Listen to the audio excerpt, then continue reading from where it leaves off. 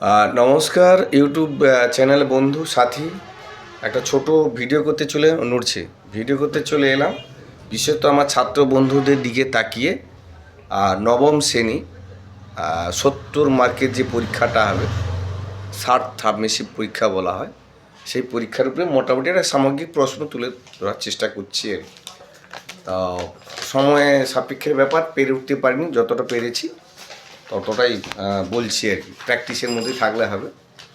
তো সেই একই কথা অন্যান্য ক্লাসের ক্ষেত্রে যেমন বলেছি যে প্রশ্নর ভ্যারাইটি যে ধরনের হোক না কেন, আমি সোজা সাপটা উত্তরটা জানি, সেটাই হচ্ছে আমার কাছে বড় পাওয়া। অর্থাৎ প্রশ্ন ভ্যারাইটি কি এক কথায় উত্তর দাও, তিনটে বা চারটে অপশান থাকবে, তার মধ্যে বেছে নিয়ে লিখো, আর সত্য মিথ্যা নির্ণয় করো, ডান বাম কিংবা ক খ স্তম্ভ, আর 2 নম্বরেই থাকছে, আর 4 নম্বর করে থাকবে, আর 8 নম্বরে থাকবে। এই হলো মোটামুটি সিলেবাস। তা আমি শুরুটা করছি, ভিডিও বেশি বড় করা যাবে না, 8-10 মিনিটের মধ্যেই করতে হবে। শুরু করছি। ভারতবর্ষে বলা ভুল হবে, এটা ইউরোপের ইতিহাস তোমাদের। আর ইউরোপের ইতিহাস বলতে গেলে সারা বিশ্বের ক্ষেত্রেই কিন্তু প্রথম ফ্রান্সে সামাজিক বিপ্লব ঘটেছিল, আমেরিকায় রাজনৈতিক বিপ্লব ঘটেছিল, আর ইংল্যান্ডে অর্থনৈতিক বিপ্লব ঘটেছিল। এ হচ্ছে ফ্যাক্টর। তো ফ্রান্সের বিপ্লবটা হচ্ছে গিয়ে সমাজের যে স্তর বিন্যাস, যে সামাজিক ব্যাধি বা কুসংস্কার, যে উঁচু নিচু মাঝারি যে জাতপাত ব্যাপারটা, সেটার উপরেই আমি শুরু করছি। তো সেই সময়কালে তাহলে অর্থাৎ বলতে চাইছি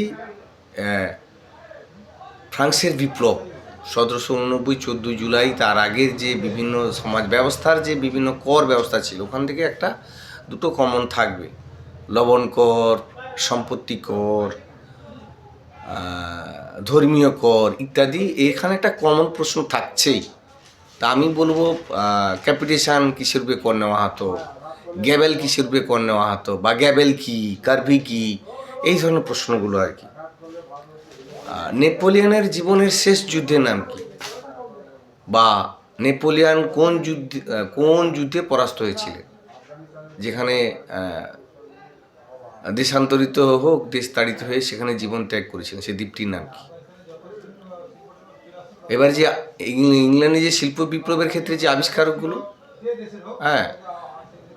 সেফটি ল্যাম্প অর্থাৎ নিরাপত্তা বাতি, steam engine, rail engine, Telegraph, এইগুলো কি আবিষ্কার করছিল। একদম পিছনে শেষের অধ্যায়ের দিকে হুর পুরো নাম কি, ইউনেস্কোর পুরো নাম কি, এনএটি এর পুরো নাম কি, এইগুলো যে আছে। কোন নেপোলিয়ন কত সালে প্রকাশিত হয়েছিল, বা কোন নেপোলিয়নের কটা ধারা ছিল, নেপোলিয়ন কত সালে বা খ্রিস্টাব্দে সম্রাট হিসেবে স্বীকৃতি পেয়েছিল। সুয়েজ খাল কোন বছর উন্মুক্ত করা হয়, সুয়েজ খাল। বিশ্বের প্রথম কোন দেশ সমাজতন্ত্র প্রতিষ্ঠা হয়েছিল, বলশেভি বিপ্লব কবে হয়েছিল। কমিউনিস্ট ম্যানিফেস্টো গ্রন্থটি কার রচনা, দাস ক্যাপিটাল গ্রন্থটি কার রচনা। জাতিপুঞ্জ কবে প্রতিষ্ঠা হয়েছিল, জাতিপুঞ্জ কবে প্রতিষ্ঠা হয়েছিল। জাতিপুঞ্জের সদর দপ্তর কোথায় অবস্থিত। দ্বিতীয় বিশ্বযুদ্ধ কবে শুরু হয়েছিল, কবে শেষ হয়েছিল। দ্বিতীয় বিশ্বযুদ্ধের পথ্য কারণ কি ছিল।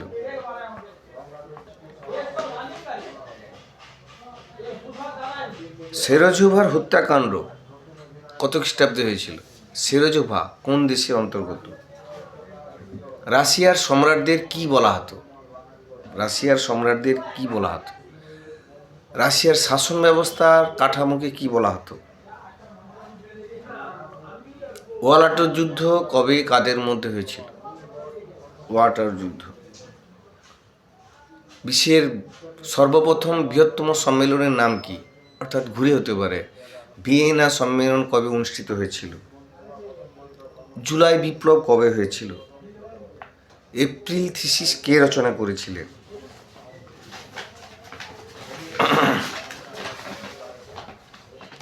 লাল কোর্তা বাহিনী কে গঠন করেছিল? লাল কোর্তা বাহিনী কে গঠন করেছিল? লাল কোর্তা বাহিনী কে গঠন করেছিল? সন্ত্রাসের নায়ক কে? অর্থাৎ ফ্রান্স যে বিপ্লব হয়েছিল সেখানে যে সন্ত্রাসের রাজত্ব চলেছিল তার নায়ক কি? বা সন্ত্রাসের রাজত্ব হয়েছিল কোন দেশে?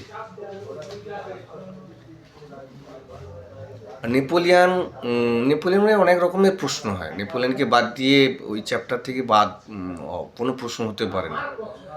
নেপোলিয়ন কবে সিংহাসনে বসেছিলেন? নেপোলিয়ন কতগুলো স্টেপ অধ্যায়ের মধ্য দিয়ে তিনি প্রথমে কী ছিলেন, তারপরে কি হলেন, তারপরে সম্রাট হয়েছিলেন ইত্যাদি। নাসিবাদের জনক কে ছিলেন? ফ্যাসিবাদের জনক কে ছিলেন? ফুয়েরা উপাধি কে গ্রহণ করেছিল? ইত্যাদি। এখান থেকে এই প্রশ্নগুলো একটা কমন দিলাম আর কি। বিশ্ব মহামন্দা কবে দেখা দিয়েছিল? বিশ্ব মহামন্দা কবে দেখা দিয়েছিল? 1929 আছে। অন্ধকারাচ্ছন্ন মহাদেশ কাকে বলা হয়? কোন দেশকে বলা হয়? ইয়ং ইতালির কে প্রতিষ্ঠা করেছিল? এই গেল মোটামুটি শর্ট প্রশ্নগুলো উপরে ভিত্তি করে। এবারে 2 নম্বরে কয়েকটা প্রশ্ন বলে দিচ্ছি, শর্ট করতে হবে। ফরাসি বিপ্লব পূর্বে সমাজে যে স্তর ছিল, first state, second state, third state, তার প্রথম, দ্বিতীয়, তৃতীয় যে সম্প্রদায়, তার আবার ভাগ ছিল।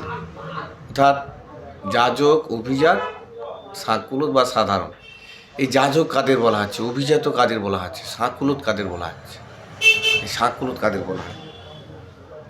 অভিজাত বিপ্লব টিকা থাকতে পারে। ঠান্ডা লড়াই বলতে কি বুঝো? Cold war. ত্রিশক্তি মৈত্রী, ত্রিশক্তি আঁতা, অর্থাৎ প্রথম বিশ্বযুদ্ধের প্রেক্ষাপটে 82, 1907 যে প্রেক্ষাপটটা, সেটার যে এইগুলো। জাতিসংঘের ব্যর্থতা 2টি কারণ। সন্ত্রাসের শাসন বলতে কি বুঝো? ফিজিওক্যাট কি? অপারেশন বারবোসা বলতে কি বুঝো? প্যারিক আমিন কোন কোন দেশের মধ্যে গঠিত হয়েছিল? কালাসবার্ড ডিগ্রি কি? মেটানিক তন্ত্র কি? মুক্তদার নীতি বলতে কি বুঝো? তৃতীয় বিশ্ব কাকে বলে?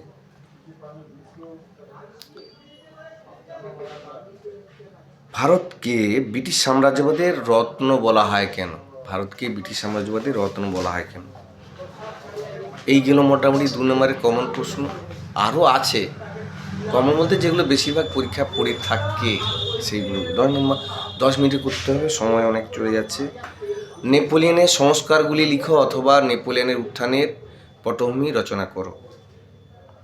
প্রথম বিশ্বযুদ্ধের কারণ ও ফলাফল, অবজেক্ট, এটা নাহলে ওটা। ভাষাই চুক্তির শর্তগুলি লেখো। ইতালি ঐক্য আন্দোলনে ম্যাসিনি কাভুরের ভূমিকা লেখো বা ইতালি ঐক্য আন্দোলনের কারণগুলি লিখো। জাতিপুঞ্জ গঠনের বিভিন্ন পর্যায়গুলি লিখো।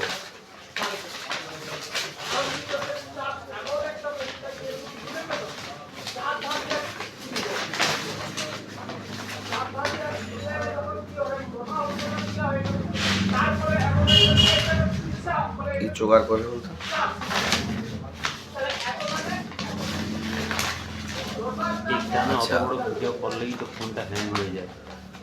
না হয়ে আসছে। মহামন্দের কারণগুলি লিখো। মহামন্দ থেকে প্রশ্ন বলেছি আগে। ফ্যাসিবাদের মধ্যে, গণতন্ত্র ফ্যাসিবাদের মধ্যে পার্থক্য কি? লিঙ্গ ফরাসি তোষণ নীতি, অর্থাৎ তোষণ নীতির জন্য দ্বিতীয় বিশ্বযুদ্ধ কতটা দায়ী ছিল? ইংল্যান্ডে সর্বপ্রথম শিল্পগুলো ঘটেছিল কেন? তার কারণগুলি লিখো, ভিয়েনা সম্মেলনের নীতিগুলি লিখো। এই গেল মোটামুটি 8 বা 4 কমন প্রশ্ন। একটু ভাবনা চিন্তা করে গিয়ে সাজেস্টিভ কোশ্চেনগুলো পড়লেই পরে তোমাদের অনেকটা উপকার হবে। আজকে এইখানে এই পর্যন্ত শেষ করছি, কাজে লাগিয়ে নিচ্ছি। ধন্যবাদ, টাটা।